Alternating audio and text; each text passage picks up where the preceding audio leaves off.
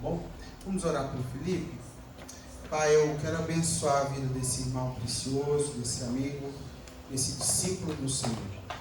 Obrigado pela devoção, pela casa dele, pela esposa, pelos filhos, pelo servir a tua igreja. Que o Senhor essa manhã possa abrir essa janela da tua palavra, da tua revelação dentro de nós. Que aquilo que sair da boca dele, de dentro dele, possa penetrar nesse lugar profundo, possa cortar nossa alma, dividindo os sentimentos daquilo que de fato é do Senhor. E escrever nas tábuas de carne do nosso coração a tua palavra. Essas palavras que nos guiam para a vida eterna. Em nome de Jesus. Abençoe ele e o revele o tamanho da recompensa eterna de liberar da tua voz para a tua igreja. Em nome de Jesus. Você com ele. Bom dia, irmãos. Hoje a gente vai falar da segunda carta de Paulo aos Coríntios, e eu queria te convidar a abrir a palavra, 2 Coríntios, capítulo 1, versículo 1 também.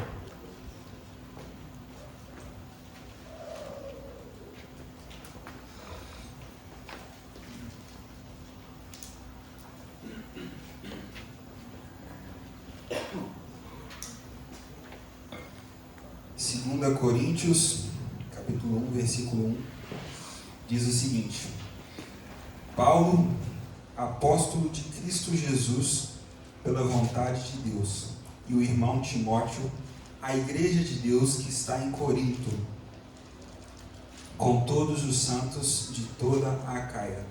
A vocês graça e paz da parte de Deus, nosso Pai, e do nosso Senhor Jesus Cristo. Irmãos, hoje a gente vai, peço que você deixe sua Bíblia aberta no livro de Coríntios, que a gente vai ler mais algumas passagens e entender um pouco do que Paulo traz para essa igreja, a igreja de Corinto.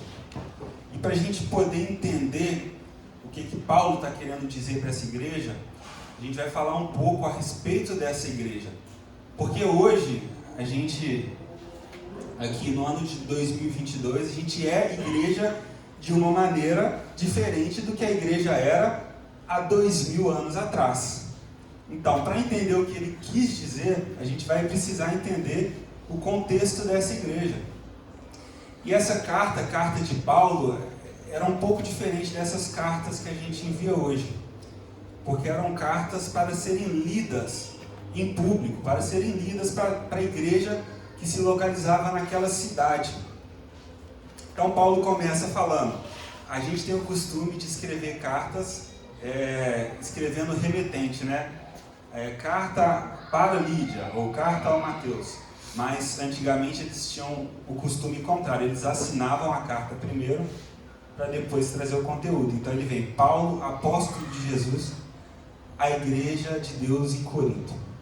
Corinto era uma cidade, gente, que era uma cidade portuária.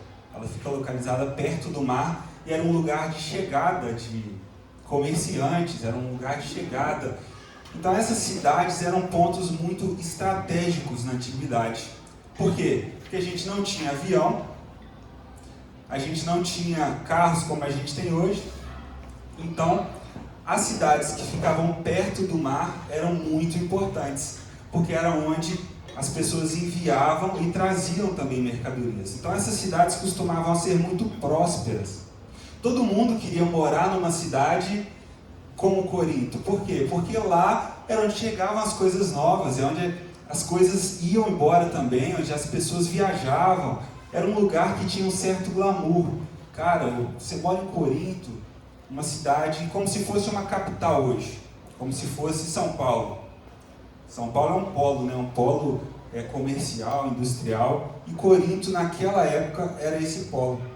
Isso fez com que Corinto tivesse pessoas de várias nações, pessoas de vários países.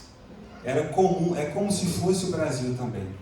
Não eram pessoas de uma descendência apenas, eram pessoas de várias nacionalidades. E, gente, esse contexto de prosperidade e de várias pessoas fez com que a cidade fosse crescendo, crescendo. Só que a cidade tinha vários deuses, porque pessoas de várias nacionalidades, com crenças diferentes, com ideias diferentes, pessoas muito ricas e pessoas muito pobres. Por quê? Porque algumas pessoas eram donas dos meios de produção, enquanto as outras eram escravas dessas pessoas que tinham muito.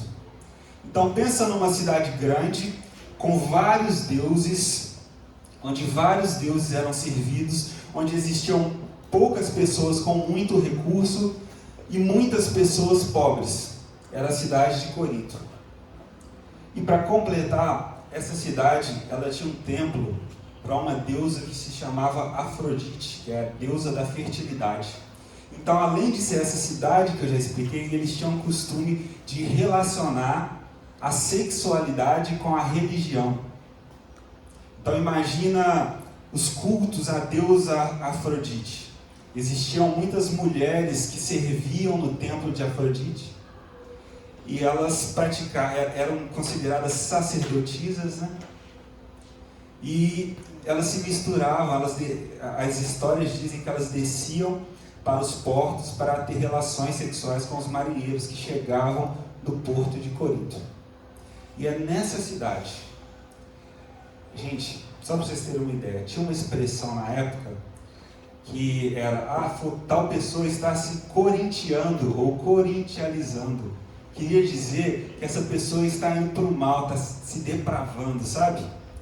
De tanta maldade que essa cidade começou a exercer em virtude desse contexto de vários deuses, de prosperidade para uns e de muitos vivendo com pouco. E aí Paulo chega nessa cidade e prega o evangelho durante 1 ano e meio e funda lá uma igreja. Então a primeira lição que a gente pode tirar, mesmo na pior cidade da época, Deus ainda assim tinha a sua igreja.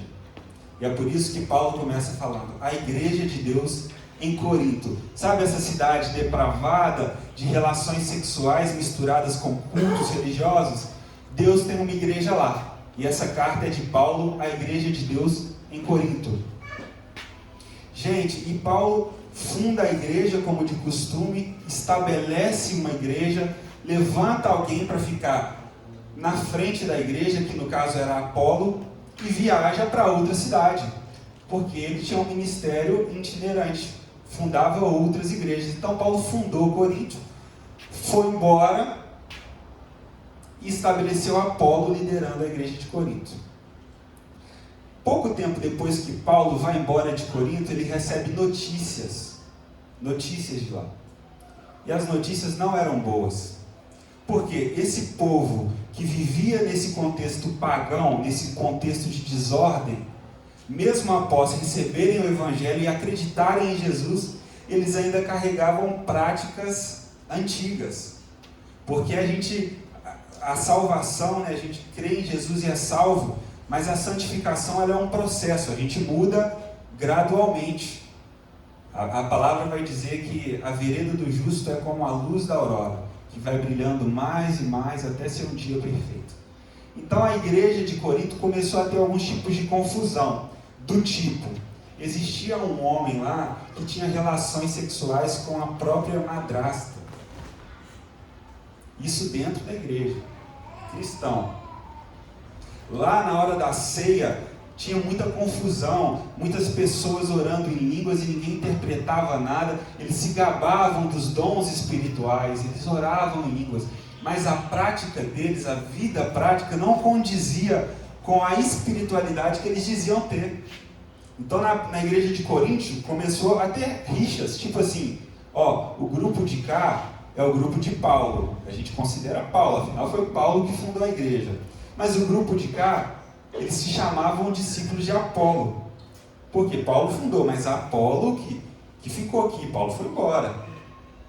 Outros falavam que eram discípulos de Pedro, e alguns ainda falavam que eram discípulos de Jesus. E é lógico que eram discípulos de Jesus, mas eles queriam dizer o seguinte, a gente não recebe ordens de Paulo, nem de Apolo e nem de Pedro, a gente recebe ordens do próprio Jesus. Então Paulo não tem autoridade aqui sobre nós, sobre a nossa igreja. Então imagina uma igreja dividida. Imagina aqui na nossa igreja, o pessoal de cá falando, não, meu pastor é o David. O pessoal aqui, não, meu pastor é o Luiz. E lá no final, meu pastor é o Bruno. Tem como uma igreja dessa ficar de pé? Não tem. Então Paulo, no seu esforço de corrigir essas coisas, ele manda uma carta para a igreja de Corinto. E a gente pensa, poxa, a gente leu aqui 2 Coríntios. Tem o livro de 1 Coríntios, mas 1 Coríntios, gente, não é a primeira carta de Paulo para a igreja de Coríntios. É a primeira carta que a gente tem registrada de Paulo a Coríntios. Mas se você abrir aí, abre comigo, 1 Coríntios 5, versículo 9.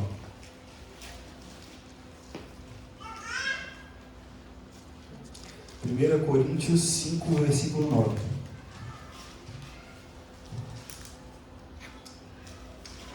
Diz o seguinte: já lhes disse por carta que vocês não devem associar-se com pessoas imorais. Ou seja, na primeira carta de Coríntios, Paulo está falando, eu já mandei outra carta para vocês, que foi a primeira, falando que vocês não devem se associar a pessoas imorais.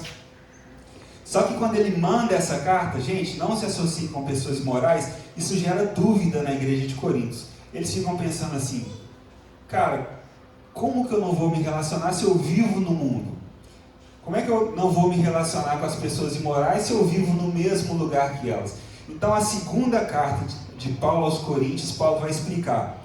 Vamos seguir aí do 5, 9. Já lhes disse por carta que vocês não devem associar-se com pessoas imorais.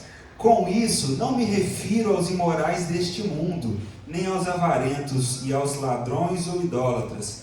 Se assim fosse, vocês precisariam sair do mundo. Mas agora estou lhes escrevendo que não devem associar-se com qualquer um que, dizendo-se irmão, seja imoral, avarento, idólatra, caluniador, alcoólatra ou ladrão. Com tais pessoas vocês não devem nem comer.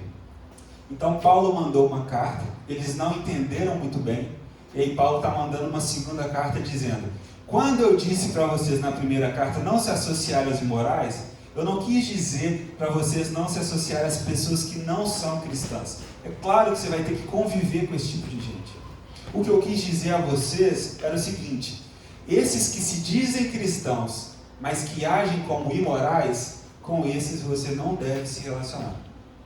Paulo chega a falar que com esses, eles não devem nem ter contato, nem comer, nem sentar à mesa junto.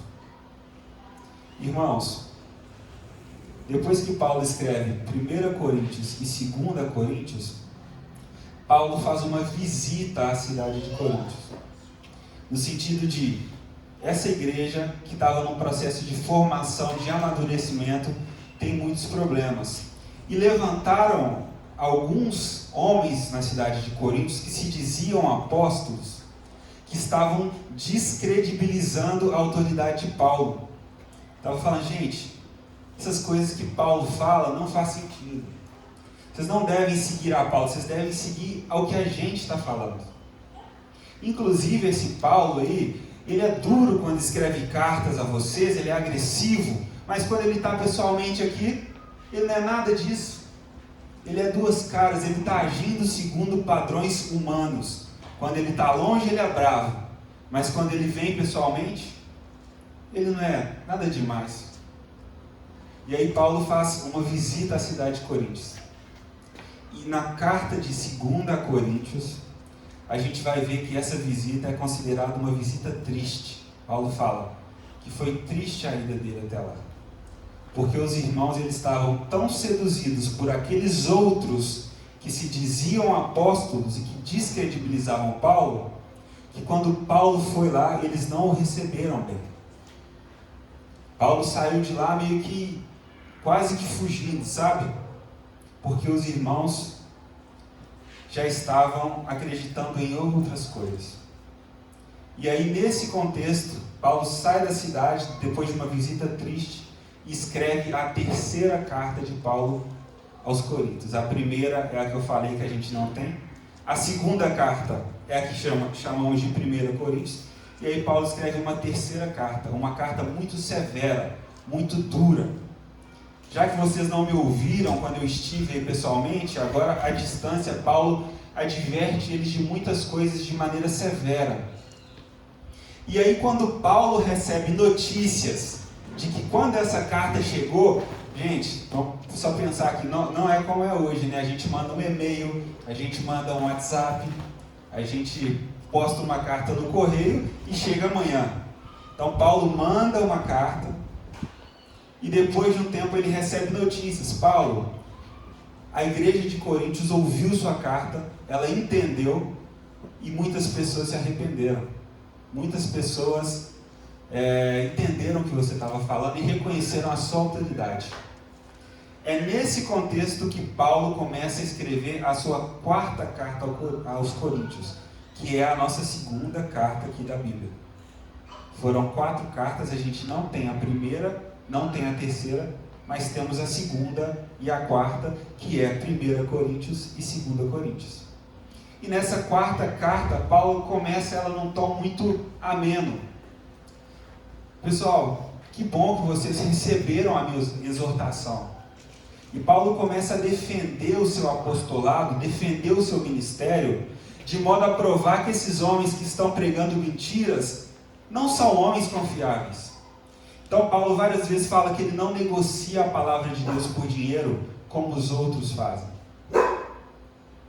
Irmãos, uma coisa que chama muita atenção e que os historiadores eles especulam muito a respeito é que de 2 Coríntios capítulo 1 até o 9, Paulo está nesse tom ameno.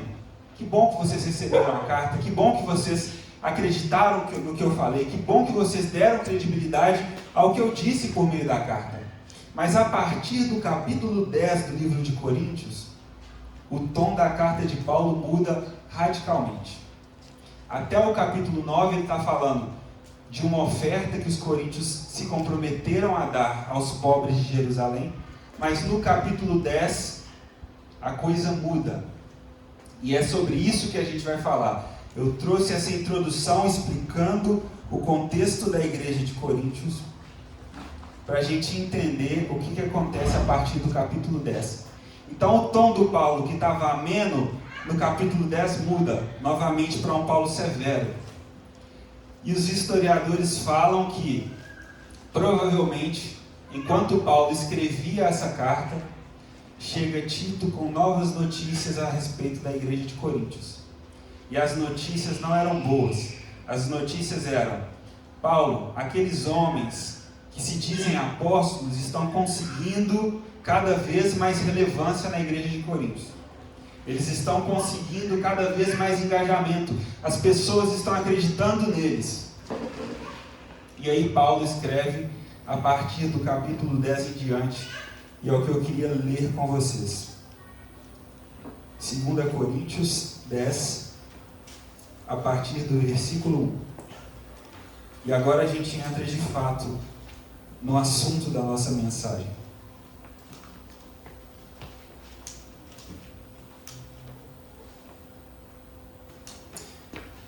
Está escrito assim: Eu, Paulo, pela mansidão e bondade de Cristo, apelo para vocês.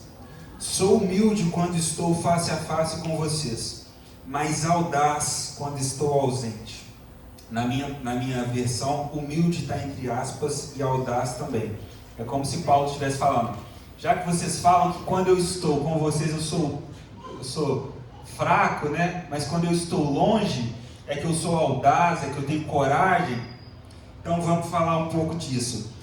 Rogo-lhes que quando eu estiver presente, não me obriguem a agir com audácia, tal como penso que ousarei a fazer, para com alguns que acham que procedemos segundo padrões humanos. Olha só, gente, igreja de Coríntios, eu peço a vocês que quando eu estiver aí, eu não precise ser tão duro como eu sou quando eu escrevo por cartas, já que alguns de vocês me acusam de agir segundo padrões humanos. Versículo 3: Pois embora eu viva como homens, não lutamos segundo os padrões humanos. As armas com as quais lutamos não são humanas, ao contrário, são poderosas em Deus para destruir fortalezas, destruir argumentos e toda pretensão que se levanta contra o conhecimento de Deus, e levamos cativo todo pensamento para torná-lo obediente a Cristo. Estaremos prontos para punir todo ato de desobediência, uma vez que estando completa a obediência de vocês. Então Paulo, que estava falando num tom ameno, agora ele está falando: gente, eu vou punir, nós vamos punir essas pessoas que não estão agindo conforme devem. Eu quero chamar a atenção para o que Paulo fala. Gente, eu sou humilde quando eu estou longe, mas quando eu sou audaz quando eu estou longe e humilde quando eu estou perto. Não me obriguem a ser severo quando eu estiver com vocês, porque embora vocês achem que eu haja segundo padrões humanos, e de fato eu vivo na carne, e Paulo quer dizer que de fato eu vivo no mundo como humano, as minhas armas não são contra a carne, não são segundo a carne. Então Paulo traz para esse contexto uma analogia de guerra.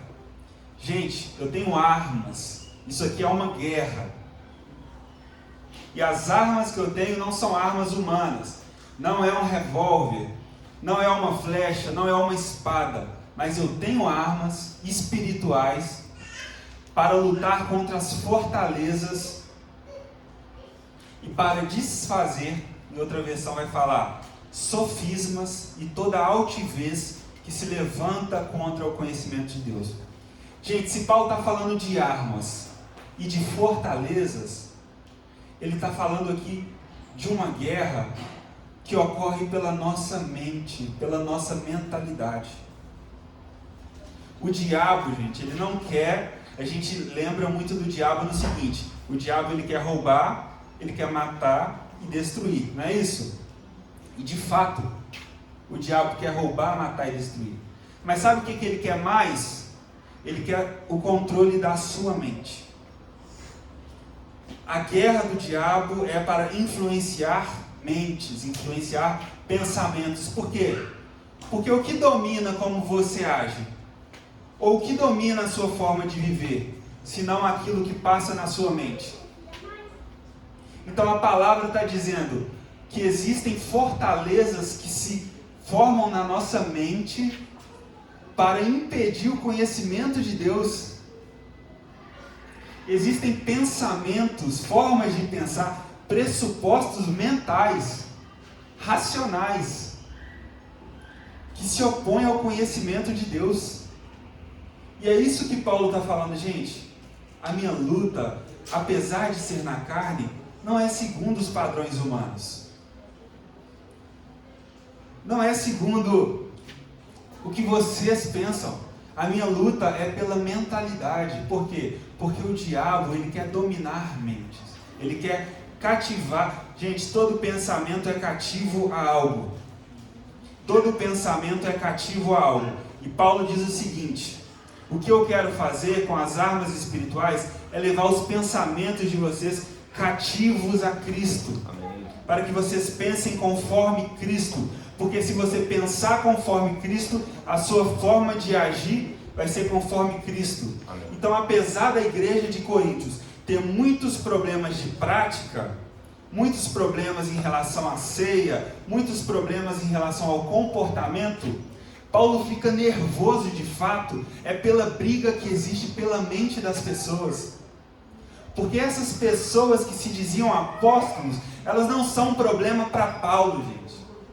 Paulo não está com orgulho, falando, não, eu sou apóstolo e vocês não. Muitas vezes Paulo foi atacado, apedrejado, como ovelha muda. Mas quando o assunto é a mensagem de Cristo, quando o assunto é o controle da mente das pessoas, aí ele tem que se defender. Aí ele tem que falar, epa, esses aí que se dizem apóstolos não são. Não para se defender pessoalmente, mas para defender a autoridade da mensagem de Cristo. Porque se as pessoas não acreditassem que Paulo era apóstolo, o que elas iam falar da mensagem dele? Não, se ele não é apóstolo, a gente não vai confiar no que ele fala. Por isso que Paulo começa falando, Paulo, apóstolo de Cristo Jesus. O que é um apóstolo de Cristo Jesus?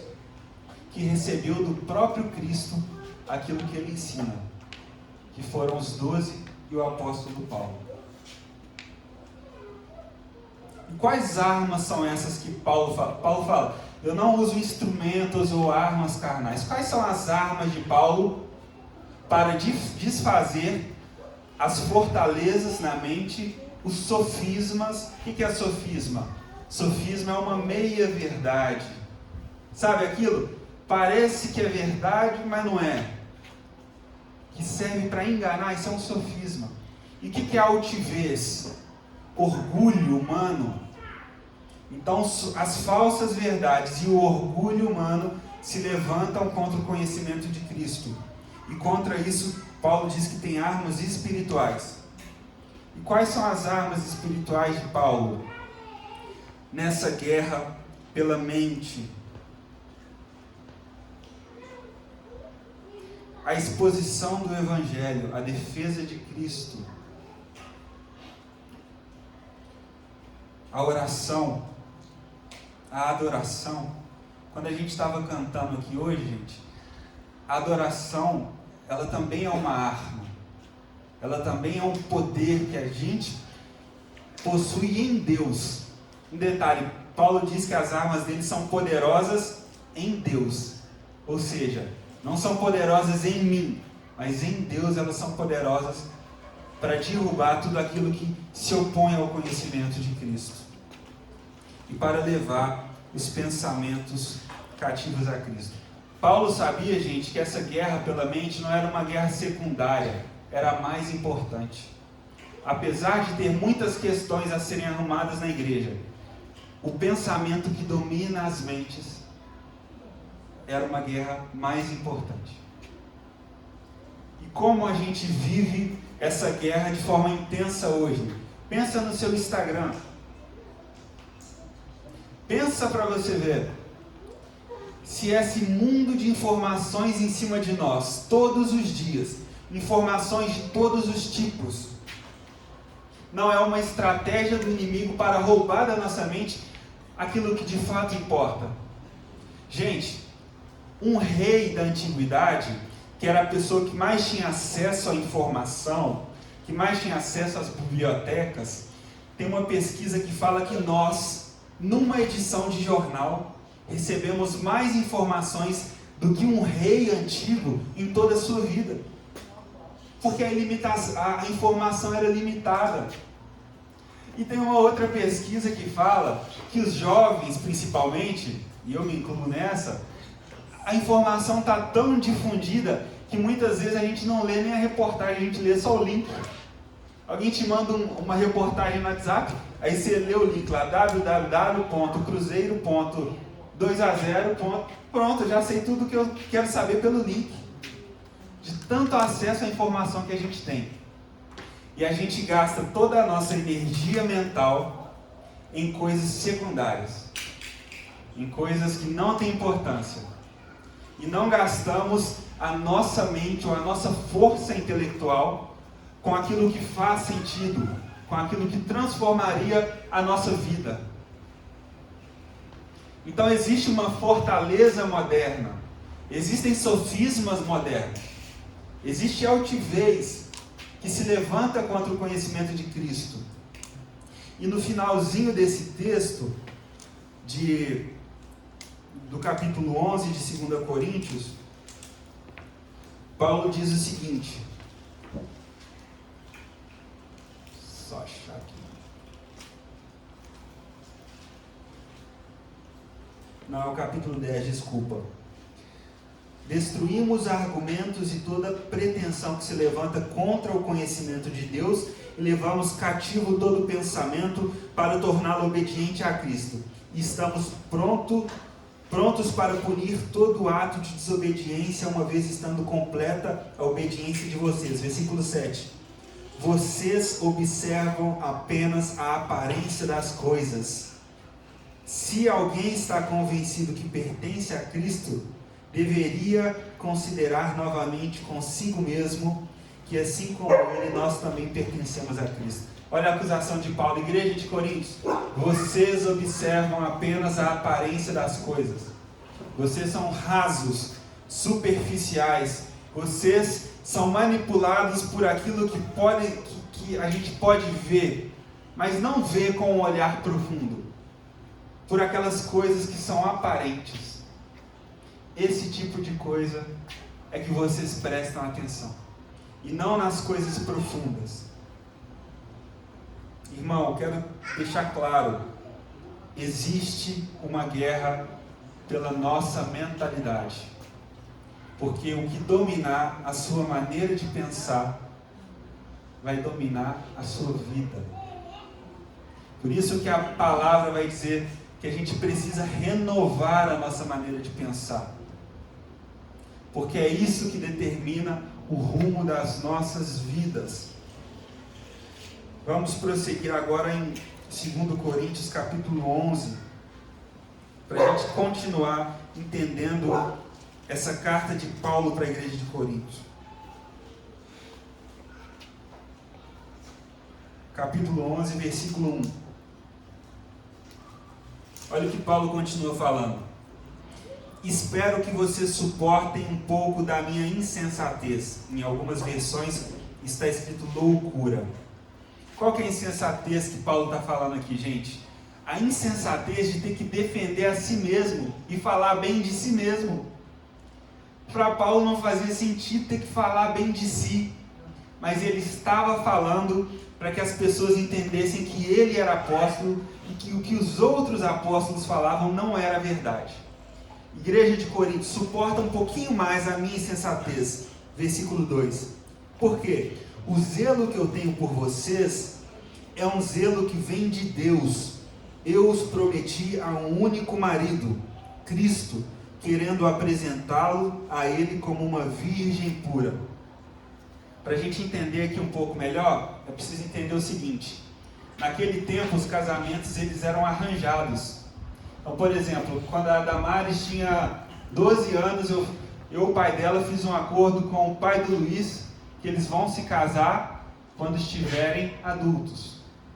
Era dever do pai cuidar para que a filha chegasse no casamento pura, virgem. Por quê? Porque existia uma lei que dizia o seguinte: se quando o marido se casar com a mulher, ele constatar que ela não era virgem, ele pode repudiar ela.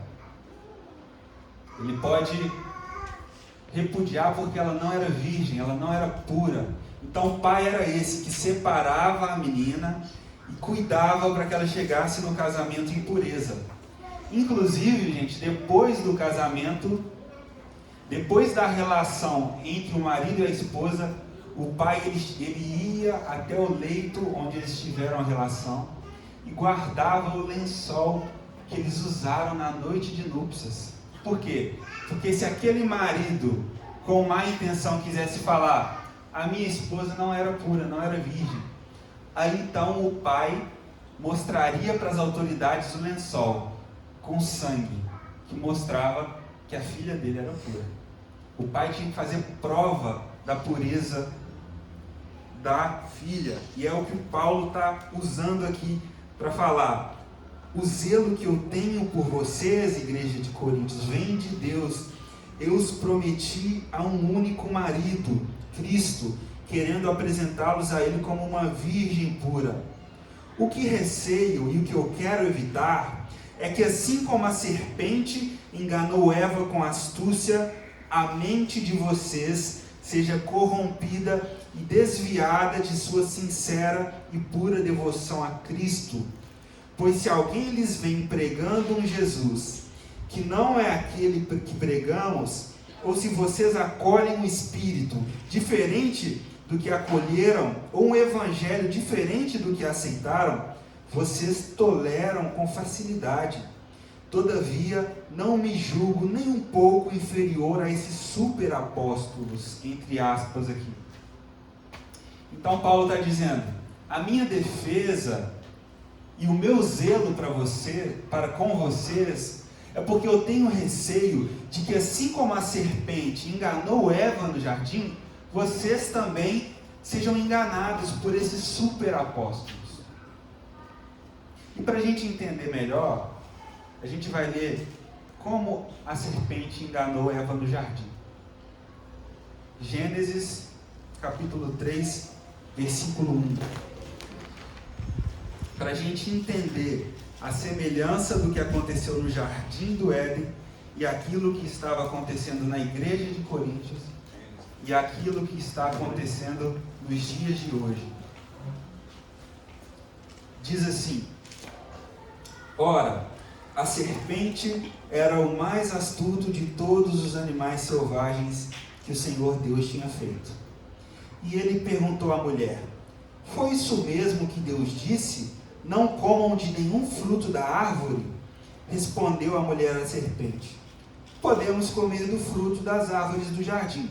Mas Deus disse: não comam do fruto da árvore que está no meio do jardim, nem toquem nele, do contrário vocês morrerão. Disse a serpente: certamente não morrerão. Deus sabe que no dia em que dela comerem, os seus olhos se abrirão, e vocês, como Deus, serão conhecedores do bem e do mal. Quando a mulher viu que a árvore parecia agradável ao paladar, era atraente aos olhos, e além disso desejável para dela se obter discernimento, tomou do seu fruto, comeu e deu ao seu marido, que também comeu. Gente, Paulo está dizendo, assim como a serpente enganou Eva, eu tenho medo, eu tenho receio de que ela engane vocês. Como que a serpente engana Eva? Com astúcia, inteligência voltada para o mal, com meias verdades. A mente de Eva funcionava de um jeito, e aí a serpente diz algo, e a mente de Eva passa a funcionar de outro jeito. Eva já tinha olhado para aquele fruto no jardim diversas vezes, ela vivia no jardim. Mas depois de receber nos ouvidos o que a serpente disse, ela olha para a mesma fruta que ela já tinha olhado e diz: essa fruta é desejável, ela é bonita, ela é agradável, e ela me dará conhecimento do bem e do mal. Então, uma meia verdade da serpente alterou a forma como a mente de Eva funcionava, cativa ao que Deus tinha dito, para que ela fosse cativa ao que a serpente tinha dito. Tudo que você faz, tudo que eu faço, nós estamos sendo influenciados por alguém, ou pela voz da serpente, ou por aquilo que Deus diz. E o que eu quero te perguntar é: a maioria das coisas que você faz é influenciado por aquilo que Deus diz, ou a maioria das coisas que você faz é influenciado por aquilo que a serpente diz? Por quê? Porque assim como a serpente estava no jardim do Éden, a serpente estava lá em Corinto, e foi o que Paulo disse. Assim como a serpente se fazia presente no jardim, ela estava em Corinto. Paulo chega a dizer no final do capítulo 11 de Coríntios o seguinte, no versículo 13: pois tais homens são falsos apóstolos, obreiros enganosos, fingindo-se apóstolos de Cristo. Isso não é de se admirar, pois o próprio Satanás se disfarça de anjo de luz. Portanto, não é surpresa que os seus servos finjam que são servos da justiça. O fim deles será o que as suas ações merecem. Assim como no Éden, a serpente tinha atuação, na igreja de Coríntios ela tinha atuação, e hoje ela tem atuação. E o objetivo dela continua sendo o mesmo: dominar aquilo que te faz pensar, ou a forma como você pensa. E Paulo chega a dizer: quando chega alguém a vocês que prega um evangelho diferente, um Cristo diferente, ou um Espírito diferente, de boa vontade vocês aceitam. Igreja, como assim? Eu ensinei algo, eu estabeleci um fundamento, e agora chega outra pessoa pregando um Cristo diferente e você aceita, de boa vontade. Irmãos, Paulo ficou irado com o que estava acontecendo.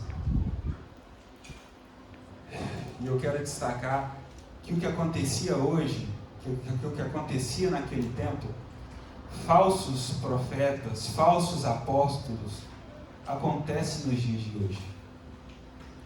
E hoje eles têm uma arma que antes eles não tinham, que é a facilidade de chegar até os seus ouvidos. Quantas pessoas você ouve diferente? Quantas fontes de informação diferente compõem aquilo que você pensa? Quantos acessos a sua alma tem para vozes diferentes? E mais, qual é a sua capacidade de discernir aquilo que você está ouvindo? Qual é a capacidade que você tem, ou a sua capacidade intelectual prévia para ouvir aquilo que está sendo dito e saber que é uma mentira ou que é uma meia-verdade? Então eu vou falar aqui de algumas meias-verdades que a gente ouve nos nossos dias. Vocês já ouviram as pessoas falar que Deus é amor? Deus é amor, não é? Deus é amor. A palavra fala que Deus é amor. Mas existem pessoas que pegam uma verdade, Deus é amor, e colocam ela acima de todas as outras verdades. Como se Deus fosse só amor. E a gente ouve isso o tempo inteiro. Tem até uma música que diz, né? Consideramos justa toda forma de amor. E a gente canta como se fosse de boa. Tipo assim, cara, é amor, velho. O importante é amar. O importante é o que você sente. O importante é você ser feliz, cara. Deus não julga. Não julgueis. A Bíblia fala, não julgueis. Quem é você para me julgar? Quem é você para julgar o tipo de relação que eu tenho com outras pessoas? Ou o número de pessoas com que eu me relaciono? E você pensa que isso está só fora da igreja? Mas não está, irmãos. E essas pessoas divulgam uma meia-verdade, um sofisma. Porque de fato Deus é amor. Mas não nos esqueçamos que Deus é justo, que Deus é juiz, que nós vamos comparecer diante de um tribunal. Para que a gente vai diante de um tribunal? Você acha que todo mundo vai chegar no tribunal e Deus vai falar: não, está tudo bem, você seguiu o seu coração. Não, está tudo bem, você seguiu o que você sente. É óbvio que não. A gente tenta amoldar o evangelho ao que a gente sente, quando a gente deve amoldar o que a gente sente ao evangelho. Porque o evangelho é verdade.